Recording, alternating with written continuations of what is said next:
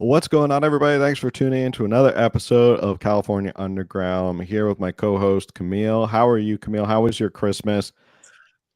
I'm good. Thank you. Christmas was good. It was a warm day. It's back to being cold.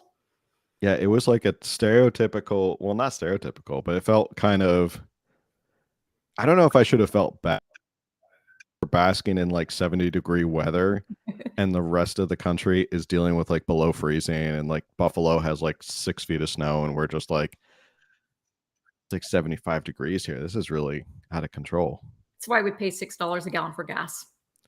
Well, that's one of the reasons we pay $6 a gallon. You know, they say that's the sunshine tax. Also, Camille is also rocking the California Underground t-shirt, so rocking merch. Always appreciate in my mug. So I was so glad to see that you had navy blue. Navy blue is my color. I own it. yeah. I think I added a bunch of colors to the t-shirt. So if you don't like black, which is like the default for all of them, I have a whole bunch of different colors. There's like white and navy blue.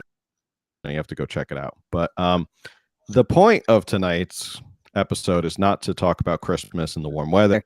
We're here to talk about the top stories of two regarding California politics. I think it's a perfect time to wrap it all up. We're 2-3 days away from the New Year's. So here we are. We want to talk about the biggest stories, in our opinion, that happen in California. And we're going to try and get through as many as possible. You are an avid listener. You may hear me talk about stuff that I've said. I apologize, but, you know, really changed. Now you get to hear Camille's perspective on a lot of these stories. So, ladies first, what's the first story you want to talk about in 2022? Let's talk about Proposition 1. I guess that's just near and dear to my heart. Okay.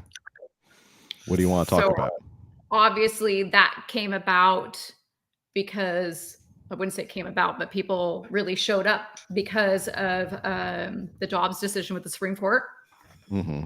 And Californians were going to make sure that we added to our Constitution, our California Constitution, that we added to Article 1, we amended Article 1 to make sure that abortion was a human right.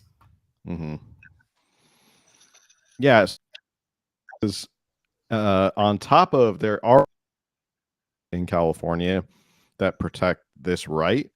I don't know why I put air quotes, but to protect this right, this seemed to be it. And if you're legally speaking about what this means, the California Constitution supersedes all law in California. So no law can go against the California Constitution. In the California Constitution means that it's not as easy as if down the road a miracle happens and let's say a different party takes over the legislature and different party takes over the governorship, that they can go, okay, well, now we're going to listen to this law and we're going to overturn it. You would have to actually get it out of the California Constitution, which requires a whole proposition and people to vote on it. It passed pretty overwhelmingly. It wasn't even really a close race for Prop 1. And I think this before 67% or just under 67% voted yes. yes. That's pretty damn high. It is on a proposition like that. I would venture to say a lot of people didn't even know this proposition was happening because I didn't see any advertising regarding this proposition at all. I didn't even see, I saw like a couple pro ads at the end of the election cycle, but I was surprised that there wasn't more from different organizations, different pro-life organizations that actually went out and said, let's just get some ads out there, show like what this is going to be and activate voters. It was almost like no one talked about like it was a foregone conclusion that it was going to win. So people just didn't even try to defeat it. Get that sense as well? I heard a lot about it, but I'm also a part of a lot of pro-life groups. Like I follow a lot of pro-life groups, but I don't, where would I necessarily hear advertisements besides I'm not like you and I are younger. We probably don't have regular TV with commercials. We're probably not listening to regular radio with commercials. Yeah. I'm assuming. And so I don't know where we would be hearing necessarily these ads, but I personally follow a lot of pro-life social media accounts. Yeah. And I would say my circle is mostly pro-life people, or at least very far right people, far left friends. But so what I'm seeing on social media, there was a lot of talk about this, against it.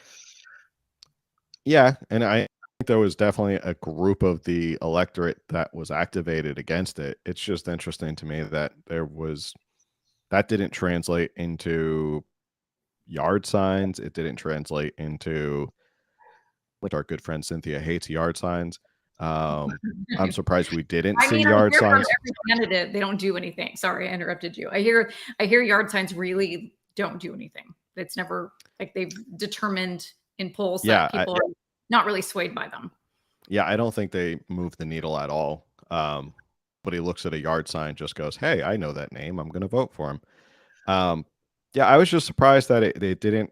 There wasn't more of a push back on Prop One. Maybe people just figured it's not worth the money, but Maybe. it's kind of depressing. I think sometimes there is such things in politics as a moral victory, and in the sense that you could make a election a lot closer and maybe kind of shock the established politicians here in California. Like when Prop 8 didn't pass, or was it Prop 8 passed or didn't pass? I don't remember. That was a long time ago. It passed, right? That was the no hate, right? In like, Yeah, it was when gay marriage voted on and it didn't pass. And it shocked everyone that gay marriage did. That was a long time ago. That was a long time. I think I was like back in college when that happened. But yeah, I think there's some sort of moral victory. It probably was going to pass anyway. But one thing and I apologize, I should have done this before hopping on the show tonight. But with all the other stories, I want to make sure I knew about all of them. Just break down how different groups voted for Prop 1, because I would probably something you can read in the tea leaves among minority groups regarding Prop 1 and whether the Hispanic community voted overwhelmingly for it, or the Asian American community voted overwhelmingly for it. And if not, is that something that conservatives can kind of look at and say, well, this is an issue these groups are not 100. Maybe it's something we can use. And I was just surprised that there wasn't more of a fight to say, like, hey, make it a struggle for Prop 1 to pass, that they know, okay, this is the line in the sand of how we can go with this and push. But when it passes with 67%, they're like, go farther and farther and farther down the road. What I think is scary is that, you may have not beat this right now, but you could have sent a stronger message that, this barely passed. You kind of push the envelope here, so probably don't push it that much more. True. Two things on that. One, I'm kind of disappointed that you didn't ask me to look up all that information regarding. I apologize. Okay, good. Thank you. Apology accepted. Second, maybe we should real quick recap exactly what Proposition 1 did, just for those who are listening and are still confused or don't know.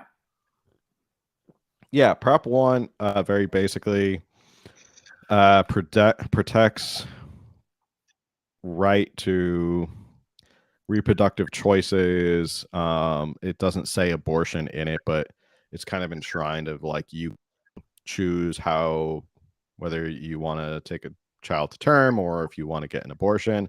It's broadly written, and I think they did that on purpose so that laws written that would conform to Prop 1, that's not part of the California Constitution, they wouldn't be in violation of it. So a legal reading of it, if you wrote a law that says, oh, you can have an abortion up until an hour after you give birth, they may look, it's pretty broad, the California constitutional right, so therefore it's a valid law and we're not going to strike it down.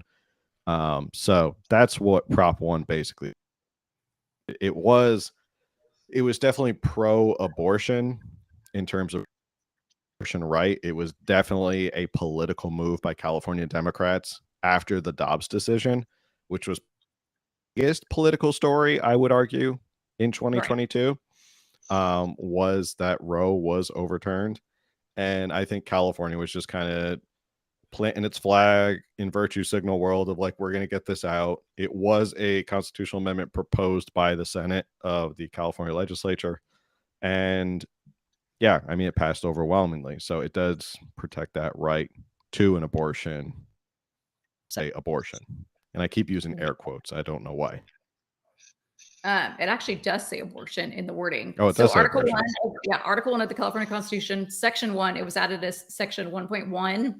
I'm not going to read the whole thing, but the state shall not deny or interfere with an individual's reproductive freedom in their most intimate decisions, which includes their fundamental right to choose to have an abortion and their fundamental right to choose or refuse contraceptives. And then it goes on.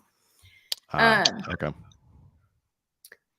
But regarding this, because it specifically does say which freedom in their most intimate decisions, which includes reproductive freedom.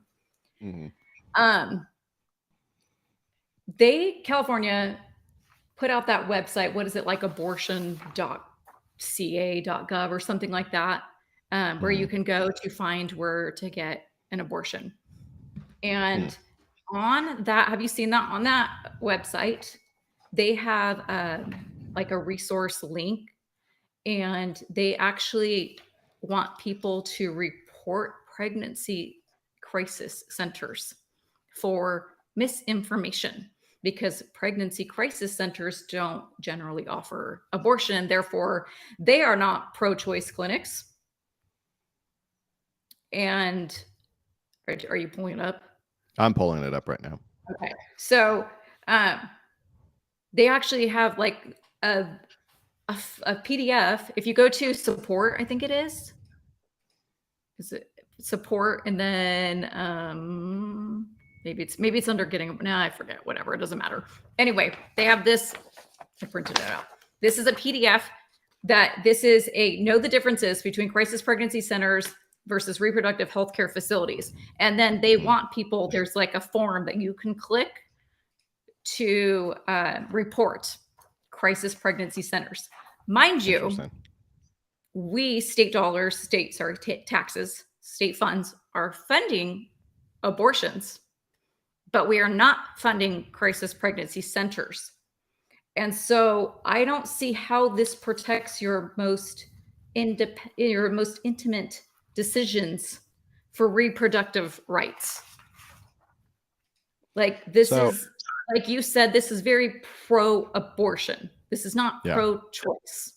Like we really without saying it, we're an abortion state. We are not a pro-choice state. We are not friendly towards the choice of keeping the baby. No, we're not friendly towards the choice of a baby and start a family, or do you not want to start it? It's you're pro this one choice. Right. The one choice is abortion. For people who are listening, can you explain what's the difference? What centers, like, what do they do, and why are people reporting them?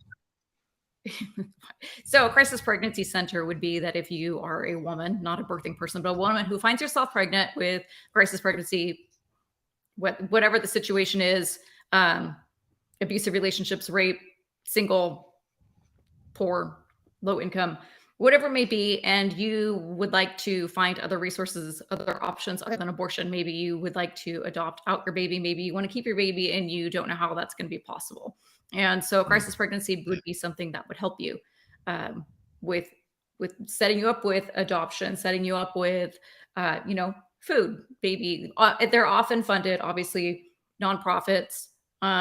So they're not funded by the state. They're funded via people. Many churches obviously work with a lot of these crisis pregnancy centers to help the women. I know the church that I used to go to, and my sister, her and her husband have a church, and they are very involved with several local crisis pregnancy centers where they will throw baby showers for all the women having babies. They will do Christmas parties, stuff like that. And so These are not funded by the state. Therefore, this is like if you and I choose to go and fund them personally, this is not our tax dollars. It's something we could, do. But yet the state wants to shut them down because the Crisis Pregnancy Center is misinformation because they don't actually help you with getting an abortion. Got it. Choice of keeping the baby. Right. And they don't want that. Whereas Planned Parenthood isn't going to help you adopt out your baby or keep your baby. They are there to give you an abortion to end your pregnancy. Got it. But we fund Planned Parenthood with tax dollars. Interesting. Yeah, it just all comes back to it. You have one choice in California, and there's one approved choice. And maybe one that in a couple of weeks we'll talk about more in terms of like our Cal Republican platform and all that stuff, and sort of our answer to what that is and what that means. But we won't get into that tonight because that's not the point of what that is. But it is interesting that they always say they're pro-choice when in reality they're just pro this only choice. Right. You can't be anything else. Is there anything else you want to touch upon with Prop 1 before we move on? Let me look. I don't think so. I think we covered it. Let's see. I was going to say, though, it actually is interesting because, like you said, a lot of people probably didn't know because more people did show up to vote no on Proposition 27, which was the legalizing sports betting. I think almost 9 million people showed up to vote for Prop 27, whereas it was just over 7 million for Prop 1. That's really weird. But Prop 27 had way more advertising. It had way more. I mean, I got mailers about it daily. I got mailer. Watch a YouTube video without Prop 27. Bro. Yeah, my 15-year-old daughter was like, I'm voting no because everything I see told me no. And of course she can't vote, but she was making a mockery of it because she's like, all I hear, she's like, I get the mail and all I see, I get advertisements on YouTube and Twitter. And she's like, I'm voting no. That was the one that we disagreed on where I actually voted yes on it. Yes. But that's a conversation for another day. I want to talk about real quick this because this is sort of interesting to me as an attorney, and I'll try and make this as quick as possible. Is the announcement of Gavin Newsom's care court. So for those who are listening, if you don't know what it's basically a ripoff of Michael Schellenberger's plan to kind of attack homelessness or tackle homelessness, not attack homelessness. That sounds horrible that they're going to attack the homeless. To tackle homelessness, maybe that's the solution. Maybe we just have to attack homeless people. No, we're not attacking them. Just that is completely a joke for anybody who wants out of context. I disavow attacking homeless people. Do not attack homeless people. Don't attack anyone. Yeah, don't attack anybody. In fact, just keep your and don't attack anybody. Anyway, so he came up with a care court idea, and it like I said, it's a ripoff of Michael Schellenberger's idea. What it basically is, and it's going to be interesting in terms of civil rights, because the idea is basically, here's the basic gist of it, is that they will start arresting homeless people. And when these homeless people are taken to court, they will give them a choice. Is you can either go to jail for what you did, or you can go into rehab. Wait, hold on. Why are they arresting homeless people? Like just homeless people that committed crimes? You weren't very clear on that. Public intoxication, being, a nuisance. I mean, you could, there's plenty of things you can pick up homeless people on all the time. Public nudity. It's just the idea have a mechanism to kind of get them in court and then force them to go into some sort of rehab. Okay. And the court would order mental health service, sort of like there would be a conservatorship over this person. Now, there's been a lot of pushback in terms of civil rights who say, well, you can't force to take mental or go into rehab or mental treatment against their will. Also, the details of it are really, really sparse in terms of how they're actually going to implement this. They do have attorneys who are court appointed ships. I don't know if they want to start doing that for this certain thing. Are they going to appoint like private attorneys like myself and say, okay, you're going to care court and you're going to protect, like it's right now there, it's sparse on details, and it brings up a lot of questions about whether or not it will actually work. It's a bold solution. I feel like it's something that Newsom definitely ripped off of Michael Schellenberger, and I think Schellenberger rightly called him out for saying, yeah, you ripped basically what I said, which was he wants to do, he called it Cal Psych, is the state would create basically one giant program called Cal Psych, and they would kind of get all the homeless people who are suffering from mental issues into this Cal Psych. But it will be interesting to see, because homelessness is, and right now, outside of spending, I don't know, $billions on it. I mean, what does San Francisco spend? Billions of dollars, $14 billion a year on homelessness, and it's not getting better. It is interesting to see whether Newsom will get this finished before the end of his next term, which will begin in January. And if he does, and then he wants to run for president. I'm just kidding.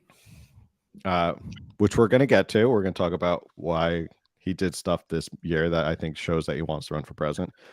But that's something to keep your eye on in terms of this will go through, and whether for Gavin Newsom, will it actually be a solution? Will there be a bajillion lawsuits regarding civil rights of the homeless?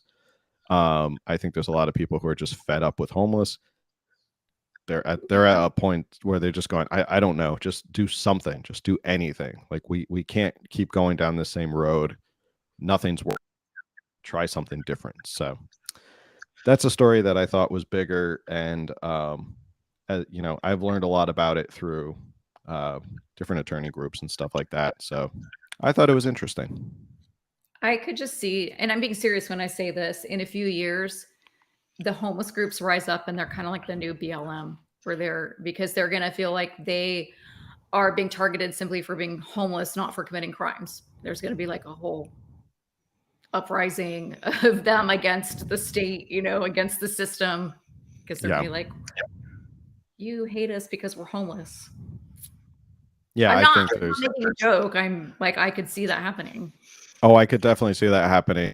Different places in LA and San Francisco, I could definitely see groups of, you know, middle class college students creating these organizations and marching. Free the homeless, you know, like free homeless or something, like free homeless. Yeah, it'll be like I heart homeless or something. That will be their slogan. But yeah, I could see that, and that's start the merch now. We'll be ahead of the game. I'm sorry, that's a joke. That's a joke. Don't do that either. And don't attack homeless people. Okay. Just so we're clear, we're not attacking people. We're not making homeless people merch. Okay. Yeah, we're not calling for people to attack homeless people. Don't attack homeless people. Okay. All right. So that was my second or first one. What's the next one you want to talk about? Good. Shall we talk about, I guess this actually almost goes along with it, but Gavin Newsom vetoing, what was it? SB 57. You want to talk about that? Yes. Let's talk about that one. Okay, you talk. Okay. Senate Bill 57. I have it right in front of me. The bill would have authorized legal operation drug harm reduction centers in the major metropolises of LA, San Francisco, and Oakland. In San Francisco, a test pilot program where people could use illegal drugs under medical has been active since January. And this was a bill that went in front of Gavin Newsom. He vetoed it. And I think a lot of people were shocked that he vetoed something like this because it had a lot of support from his Democratic colleagues. It was authored by Scott Wiener, yes? Yeah, because he made a whole stink. He went on Twitter immediately for tantrum after SB 57 was vetoed. I think anybody who knows, and I don't want to pat myself on the back, but I'm going to go ahead and pat myself on the back anyway. When I saw that this bill was heading towards his desk, I said to myself, I think I probably said this on a Coffee in California Politics back in the day. You did. I said, if he's smart, he's not going to sign this bill, because if he wants to run for president, he's not going to sign this. There's no way you can go to the flyover states like Iowa and win in a primary where one of your into law is to allow for the safe, again, this is air quote, safe and legal drug operation centers where people can just go and shoot up illegal drugs. That's not going to fly if you want to run for president. And it was a smart calculation on Newsom's part. I hate that he probably came to that conclusion because of political aspirations, not because this is an absolutely terrible bill. But sometimes you got to be happy with the results, how they happen. So what are your thoughts? Well, I think it actually is interesting that it got as far as it did, considering it does somewhat contradict SB 57 that we just spoke about. No, sorry, not. We're talking about that the CARE Act.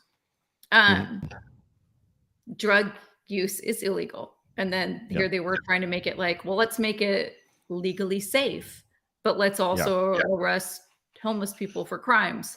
And so I felt like the two contradicted each other.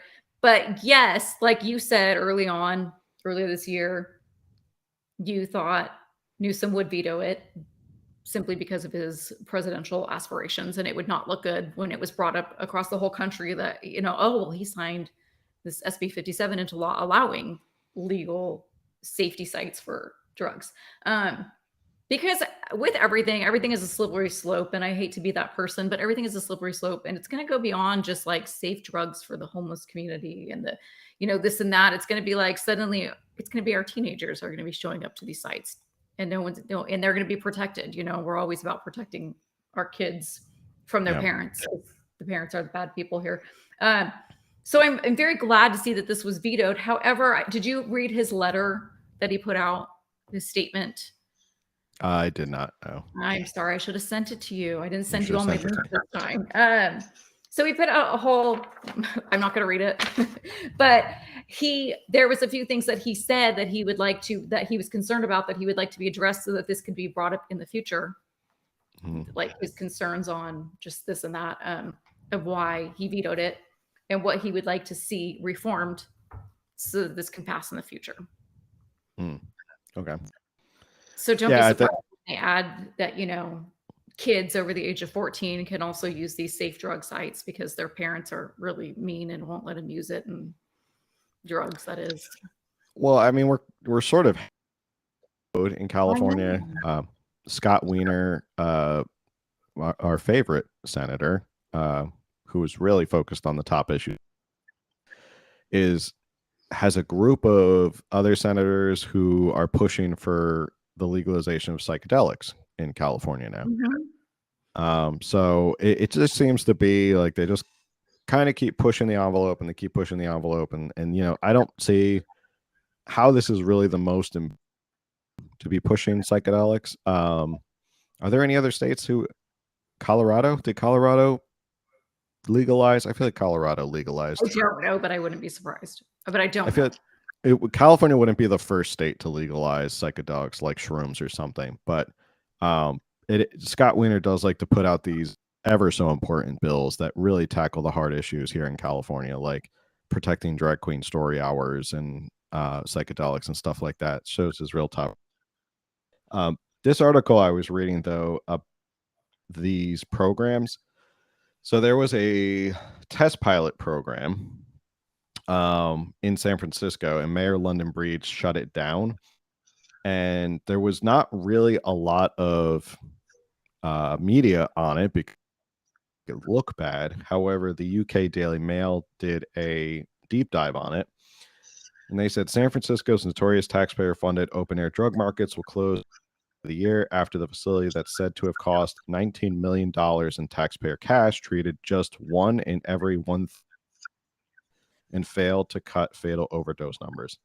The Lincoln Center in Tenderloin, Civic Center, opened in January and was intended to help the city's large population of homeless people and drug addicts to find help. but critics say this a cost of $75,000 a month has failed in the crime-ridden city, which recently recalled its woke DA Chesa Bodine amid a spike of crimes blamed for a sharp decline in locals' quality of life. 0.1% of those using the site were directed to treatment in the first 5 months, despite the million spent in running costs.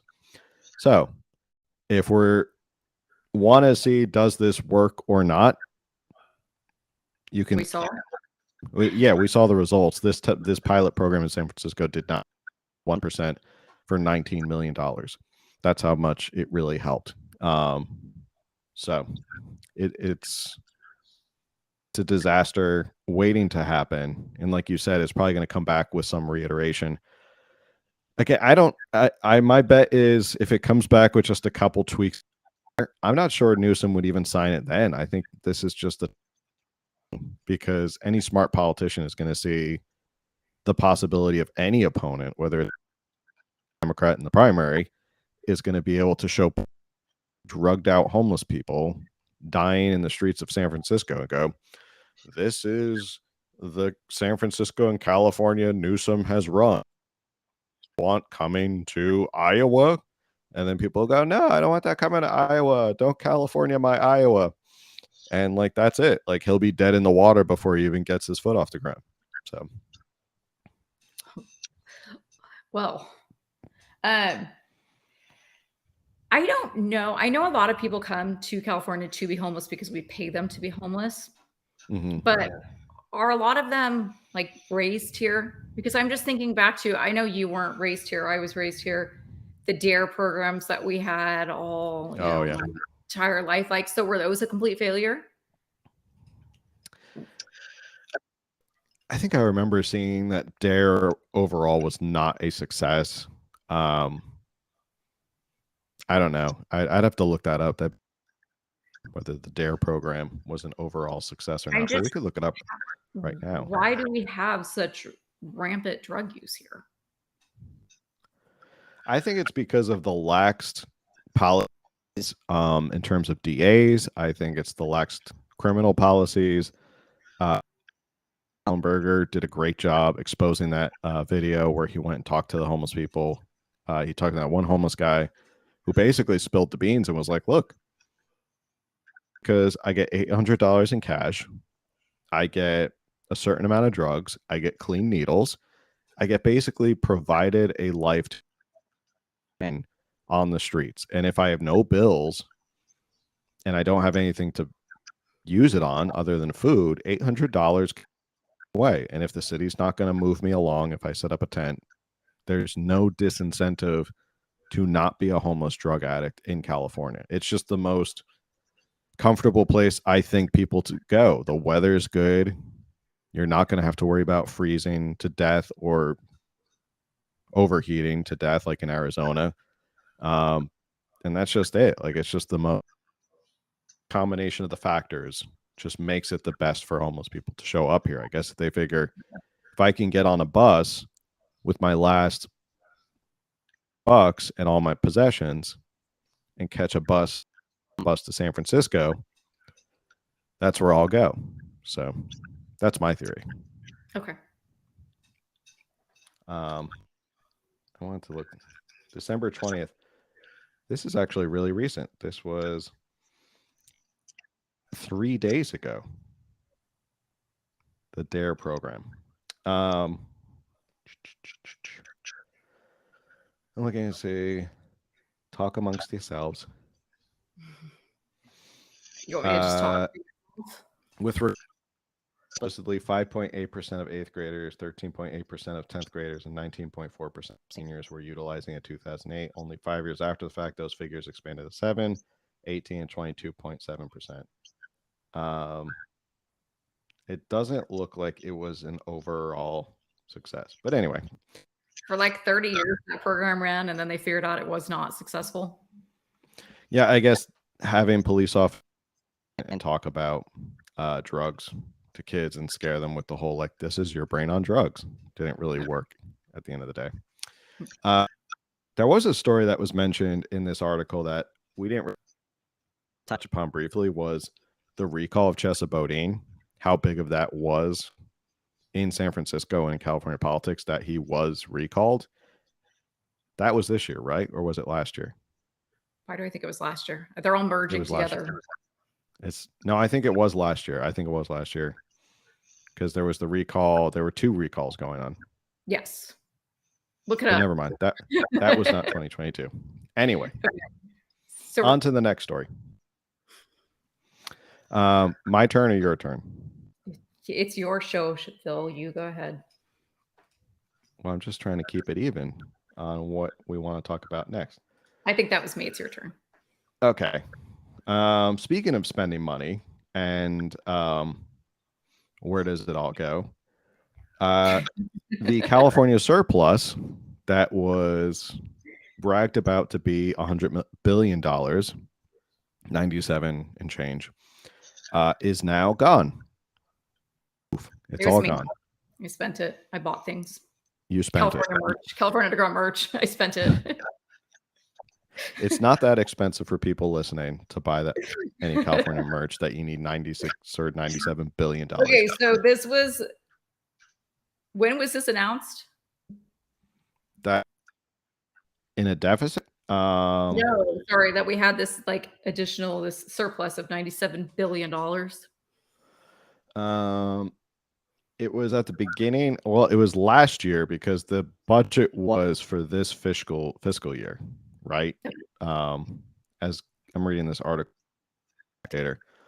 California state budget has been awash in cash as lawmakers this year enjoyed a $97.5 billion budget surplus, an excess amount that's larger than the entire generation of all but 2 states, New York and Texas. Oh my gosh. So that was this year that it was announced. And then the governor enjoyed a significant $76 billion plus. So 2 years in a row of surpluses. Yes.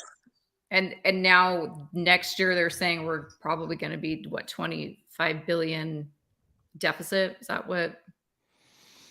Yes, the legislative what's the I forget, legislative budget office or something like that predicted, because of falling revenues, warning signs of inflation and falling tax revenues and layoffs of Bay Area tech companies.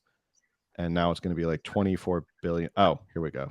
The legislative analyst office revealed this month the legislature will problem of $24 billion in 23-24. The budget problem is mainly attributable to lower revenue estimates. That's a big swing. That is a big swing.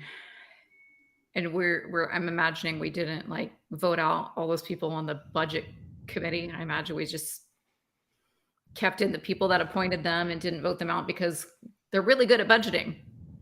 They're really terrible at budgeting. Well, I think they saw $97.5 billion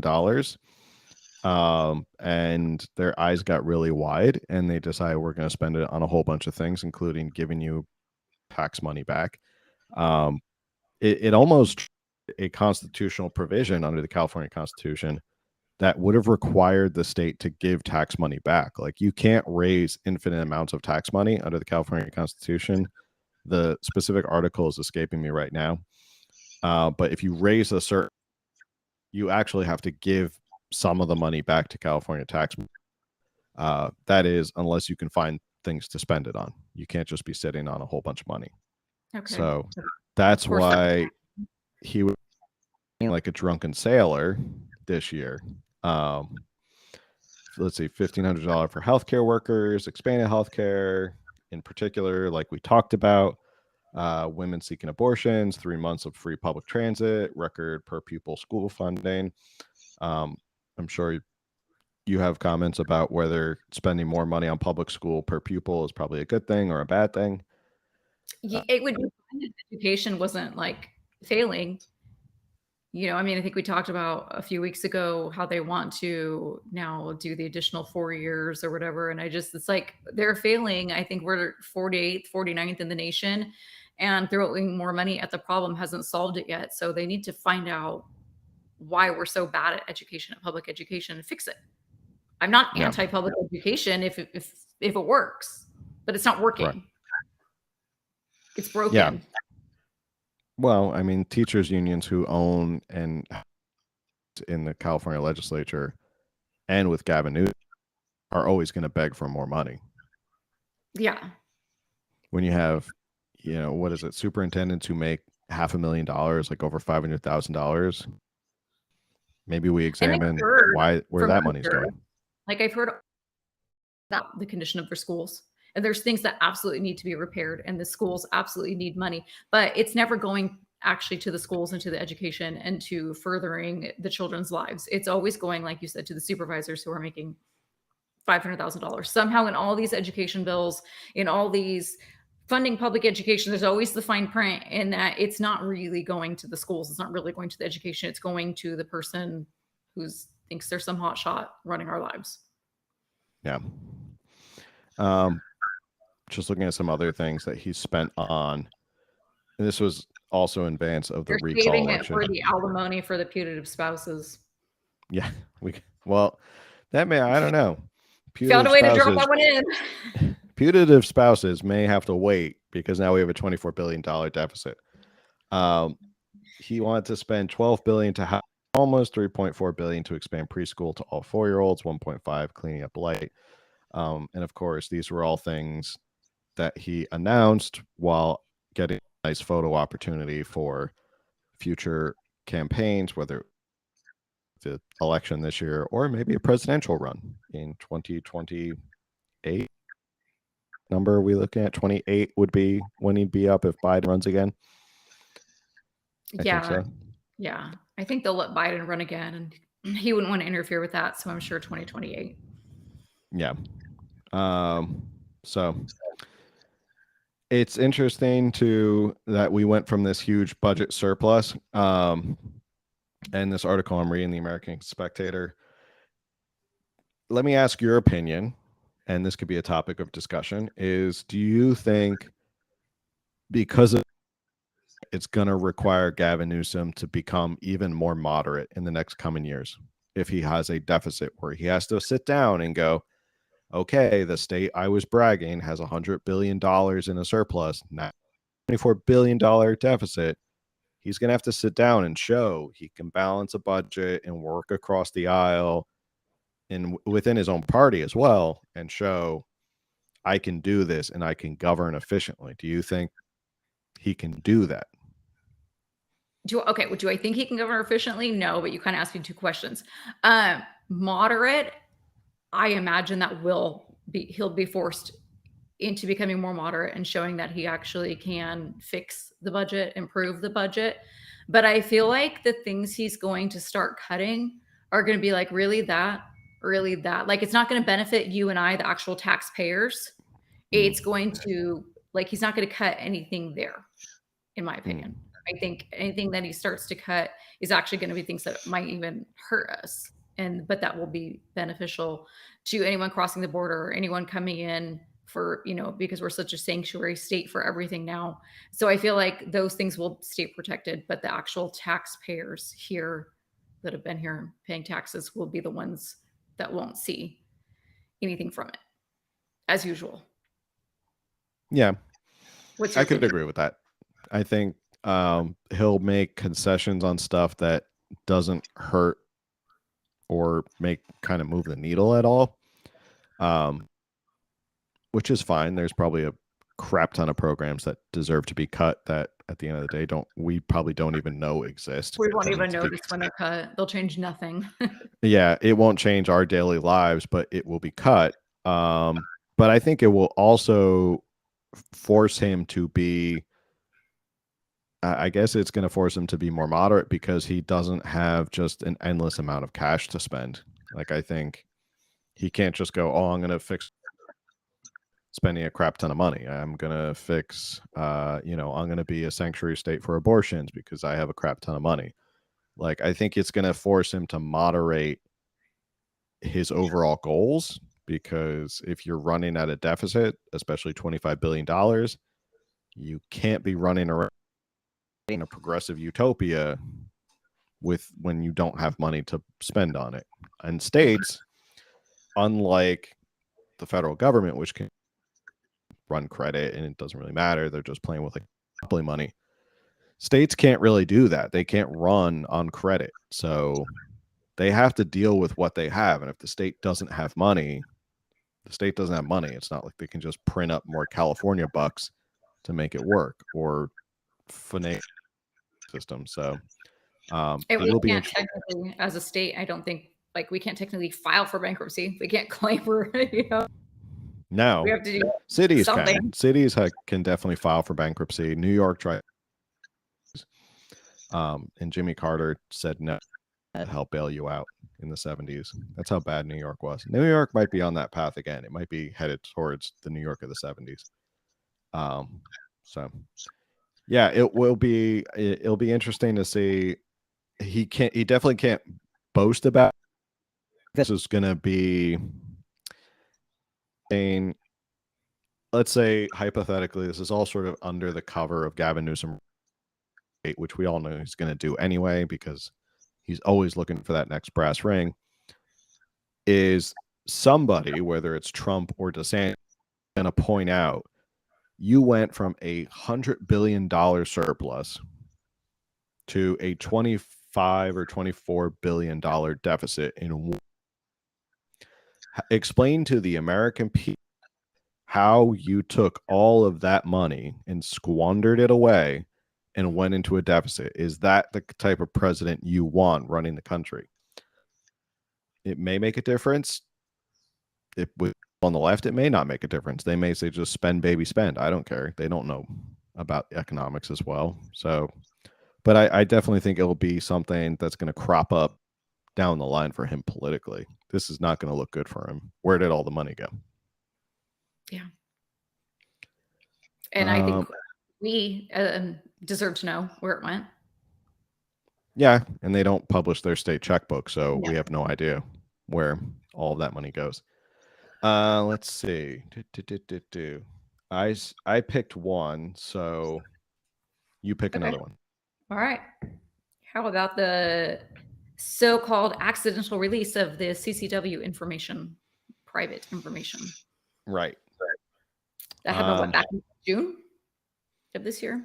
Yes, that happened back in June. I think. Okay, I found the article. Reload. I think they were the one that broke the story. For like less than 24 hours during some site upgrade, it was accidentally exposed.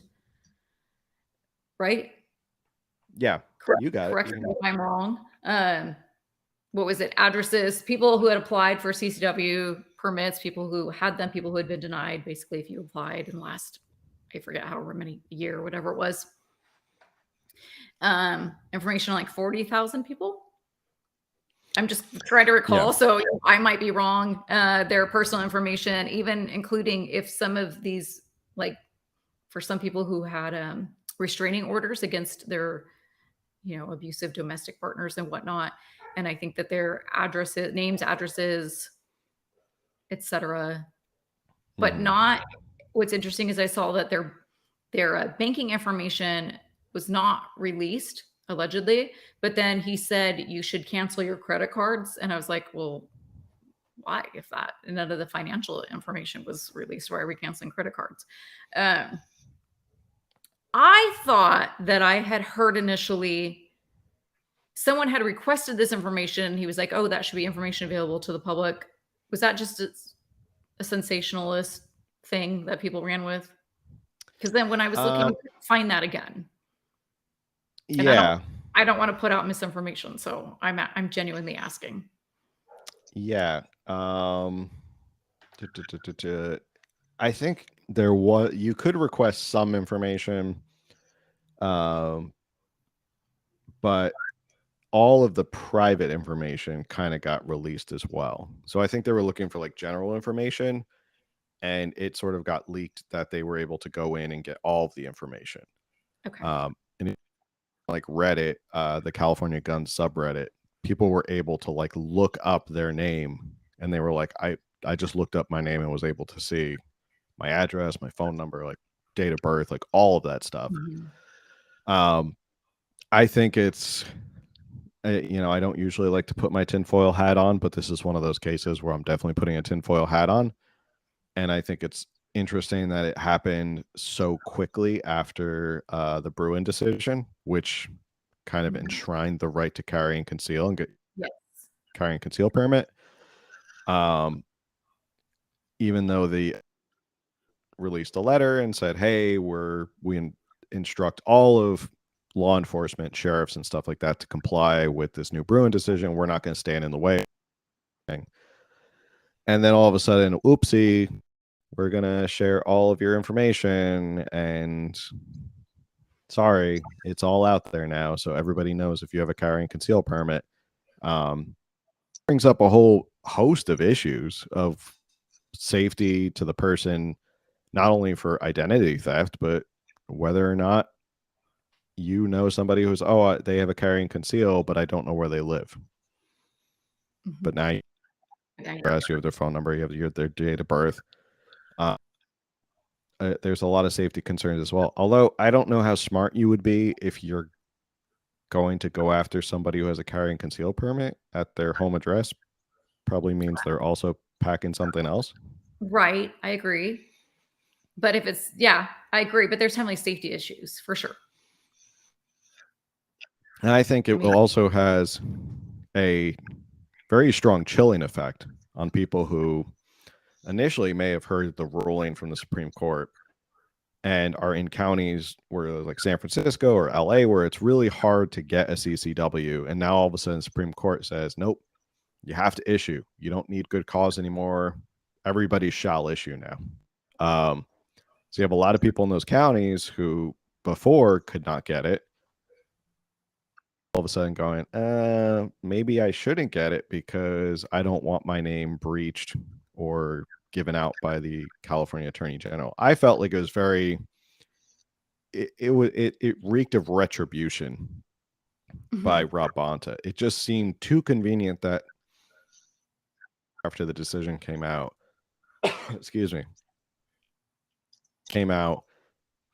all the information was out there, and it effectively chills the want of people to go get a CC. Right. But he was reelected.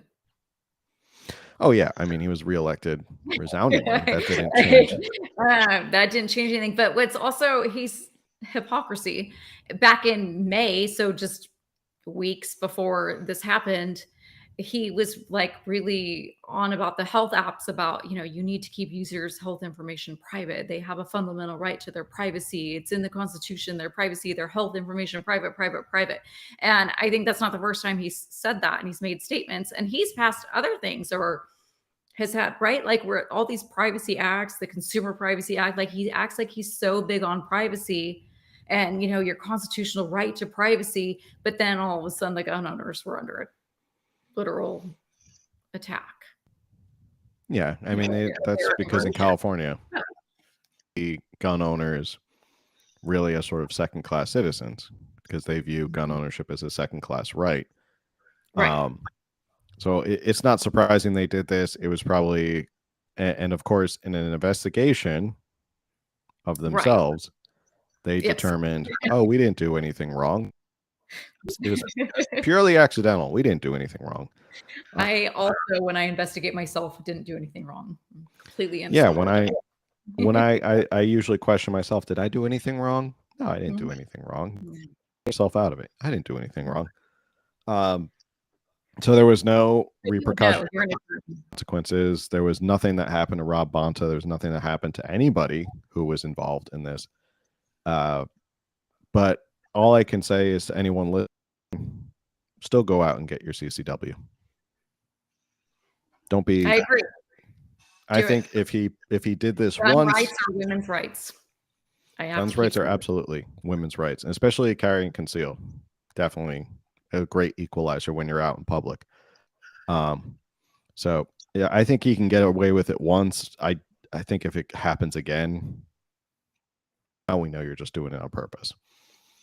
Unless he investigates himself again and goes, no, they wouldn't. They'd reelect him for some other office. They wouldn't care. He'll be governor probably. Rob Bonta. I think he's. That's scary.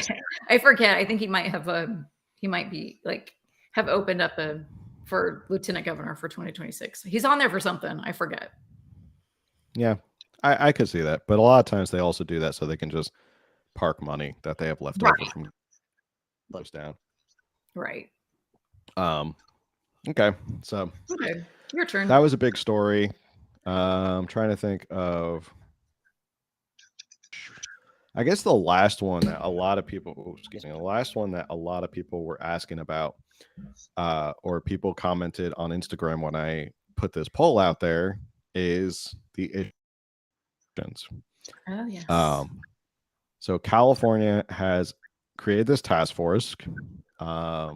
It's been around for a couple years now. Shirley Weber, who is the Secretary of State now, she was the Assemblywoman who started the task force. And it finally came to a determination that at first they were going to give reparations in the amount of $223,000. And then it got upped to $475,000, so almost $500,000. So the number keeps growing with every report that keeps coming out. It's the first of its kind. So way to go, California. It's the first of its kind. And I don't know how much the appetite is going to be for reparations in a state that was not a slave state. In a state that was formerly owned and occupied by Mexico, which was formerly owned and occupied by indigenous people. How well that's going to go over. I think it's a button issue. Yes. So I have questions on this. I do, that you're not going to be able to answer, but I still have questions and comments. So this task force, they're still working on the numbers, and they have to do all sorts of research. And, they like one of the things, part of this SB, what was it like? I forget now. 121s. I forget. I'm sorry. That passing was for the task force. Like, okay, we need to put together this task force that will figure out how to educate the public on, why we're doing this and the number that we need to come up with. I'd want to know how far this is going to go and how deep this is going to go. For example,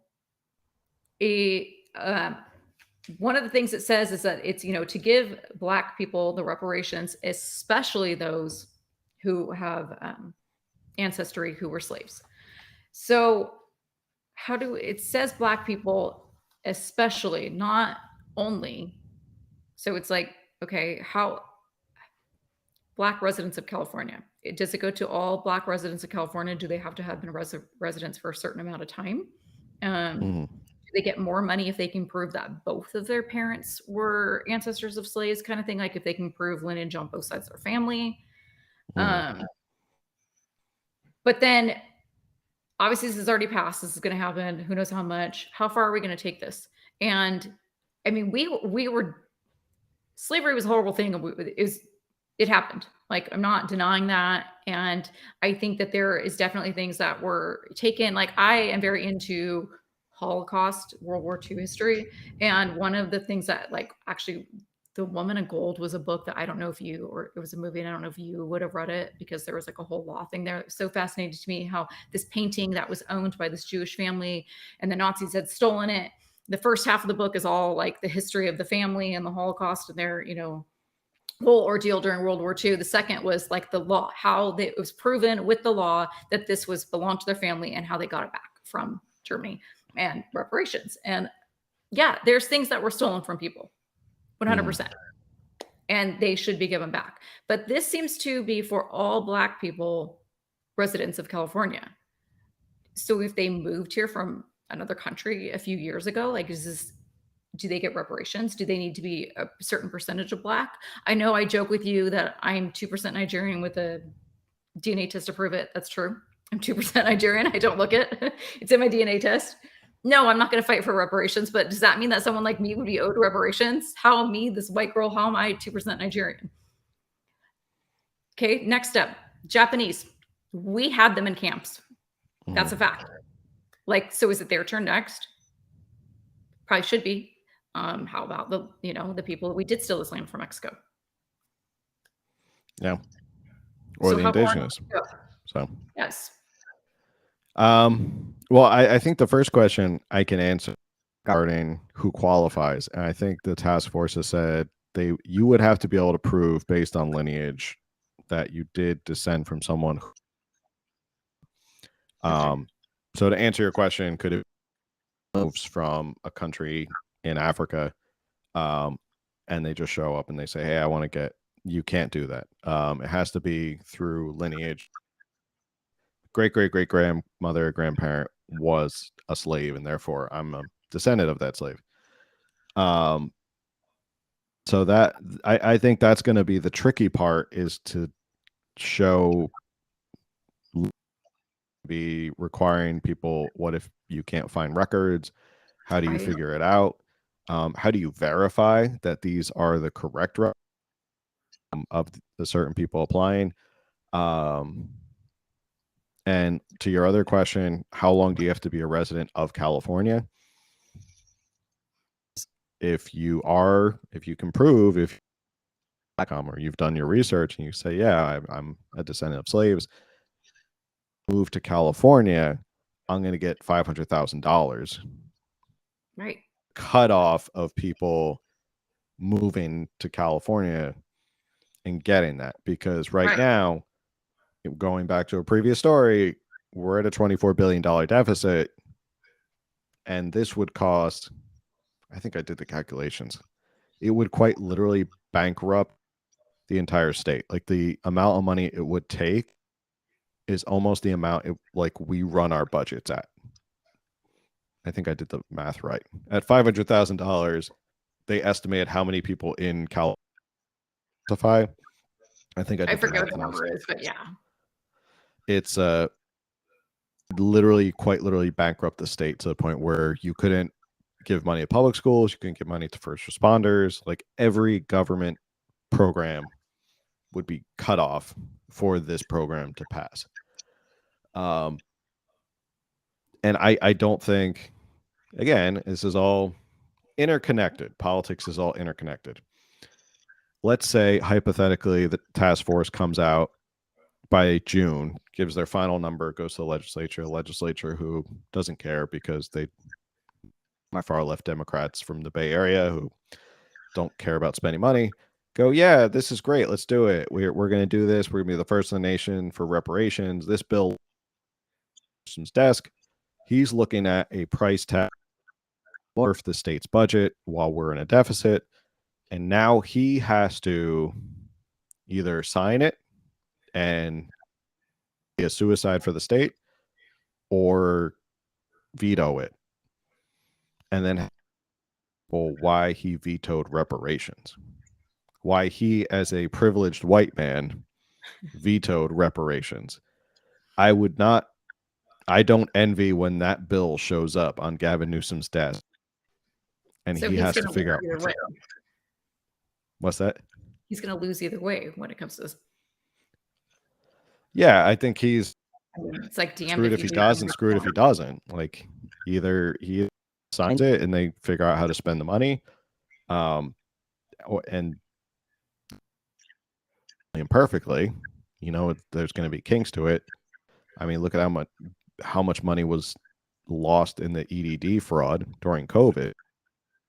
Hundreds of millions of dollars went to people in prison and falsified accounts and stuff like that, like, who weren't supposed to be getting it. So just having the same exact issues. Well, we also love to be a sanctuary state on everything. Like, that would be the next step. Yep. So that's it's interesting that it's made it. I will admit, this is one thing I got wrong. I didn't think this was going to get as far as it did. I thought this was pure virtue signaling. I thought it was started to say, hey, look, we're going to do this. It's plugging away. They've made their recommendations. They're going to make their recommendations to the legislature.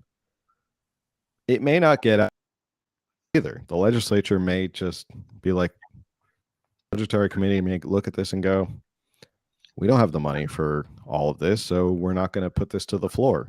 It may not even get voted on. Like, it may not make it past committees, but either way, I think it does raise a lot of questions that a lot of other people in California are going to kind of be like you brought up, Japanese Americans who were interned against their Mexican Americans who were the land was taken from indigenous people here in California who it was taken from, or people from China and they were used on railroads, basically slave labor there, where they were paid like nothing to work on the railroads. Like, how far do we go to kind of cure the ills of the past? And how do you look at people with different backgrounds and say, it's your responsibility to pay for this? I like, when, for me personally, and when slavery was happening in America, my aunt, I don't know, pushing carts around the hill. There was nothing. We had no direct connection. We were a whole ocean. Do the African nations that originally sold slaves to America, do they kick in for reparations? Like, where do it's a big kind of big matzo ball to unravel. It's in California fashion. It's progressing forward. And interestingly, and not so interestingly, there's 9 people on this task force, and all of them are Democrats. Yeah. So it's obviously, it's not a one-sided issue at all. The woman that's in charge of the task force is young. She seems very intelligent, very educated, but she just got her she just passed the bar January 21. So she's she's very newly licensed. Very young. Interesting. We have talked about having a guest on to talk more about reparations, who I think would be more qualified than us to talk about reparations. Hopefully we can get that guest on, and we'll reveal who that guest could be. But at this point, it was one of the biggest stories, I think, of 2022, and people in my comments on the poll said that this was something they wanted us to talk about. Keep an eye on it. It's plugging away, and in fashion, if it doesn't make sense, doesn't matter, they'll still go for it. So don't expect things to come out of Sacramento that make any sort of economic or common sense. Like, that's just Sacramento in a nutshell. Right. So, all right, we've been about an hour and 10 minutes. I think we got to a good amount of the top stories. I think we hit basically all of them, didn't we? I mean, I'm really sad that you didn't want to discuss the California date shake, but I was just going to mention we did not get to talk about how the date shake would be the official milkshake of California. I've never had a shake or a date shake. I think that's a empire thing or something. I don't know. I don't know. I've never had that either. But did you just say you've never had a milkshake, or were you just specifying? I've never had a date shake. Okay. Yes, my typical order at In-N-Out involves a Neapolitan shake, so I've had plenty of milkshakes in my life. But I've never had a date shake, and it sounds disgusting. Most people, I don't know. Yeah, that does sound disgusting. And if they're going to argue for a California date shake, or for a California shake, date shake ain't it? Yeah, it's a very specific thing. Like, first off, we need a shake, and second of all, it should just be the In-N-Out. Okay. Like, now we are discussing it. I'm so glad. No, but this is disgusting. But if we were going to, shouldn't it be like avocado? An avocado? I know that. Yes, and of course it's disgusting, but like, isn't that like our fruit? Like, is California. That the state fruit? I don't know. I don't know. Okay. But just we're gonna look this up right now. Maybe, yeah, you need to look it up. Maybe dates are the fruit, and I'm so unaware of this. State fruit. Has the California burrito been named the official burrito of California? I think that they should name Okay. Christmas. Okay. because- As of this year, November 3rd, Ooh, recent. the unofficial state fruit. Wait. Drum is the date. Oh, hold on. The unofficial, ready? Wait. Come on, sound effects. Oh, this is embarrassing. Yeah, this is really embarrassing. I'm embarrassed to be here right now. You're just going to sign off right now. You're like, forget it. Good night. Yep. There we go. The avocado is the unofficial state fruit. See? Now, yes, that's disgusting, but doesn't that make sense? It does make sense, but it says there's no official state fruit of California. Well, it's unofficial. It's unofficially official. That's unofficial. I mean, that's probably about as official as.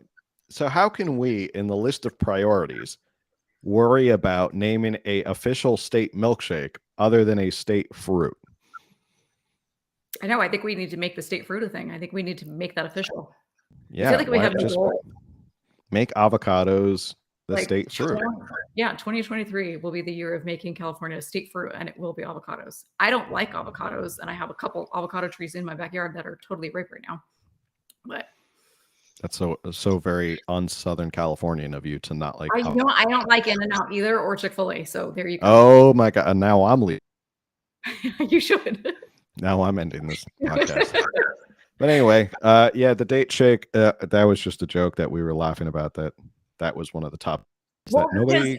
Because it was actually a proposed thing. Just to clarify, it was a proposed thing that somebody of all the issues that we were facing, like we need an official date shake. So yeah, that's why we're joking about it. Tackling the tough issues in California. Yeah. So anybody who actually loves date shakes, some people, I think I remember posting about it, and some people in my DMs were like, "No, a date shake is delicious." I'm like, it's kind of gross, but I've never been anywhere in San Diego where I've seen a date shake on the menu, so it's definitely a ever. And I've lived here my entire life. I've never seen that. And it's tough in California, like the official state, whatever, because California's like what we consider us down here in Southern California. We can be like, oh, this is totally like what we imagine should be the state fruit, or this should be the state burrito or something. Like no, like we or whatever, we think it should be the almond or the strawberry, or almond's not a fruit. But anyway. Which is exactly why it should be the state fruit. We are diverse. Yes. On that note, any other final thoughts about 2022? Anything you're looking forward to in 2023? I'm looking There's no election next year. But, we will discuss more things later. Yes. There'll be bigger plans in 2023. We're going to talk about more in 2020. All right. Well, that's our roundup for 2022. Looking forward to it. And as always, or like politics in general, and especially in California, aren't going to get any more interesting. Every year surprises me. So I always look forward to the next year, because something's going to happen where you go, okay, it just gets weirder and weirder. So on that, like I always like to end every show, if you like this show, the best way to support it, in addition to getting awesome merch like Camille is rocking right now, is to just send it to a friend, text it, let somebody know, say, hey, listen to it, share it with your friends. Make sure to like, share, subscribe, review, all that stuff. YouTube, Spotify, Google, helps the algorithm, helps people find us. And we'll see you all again next week. Have a good night, everybody. Happy New Year. Happy New Year. Have a good night.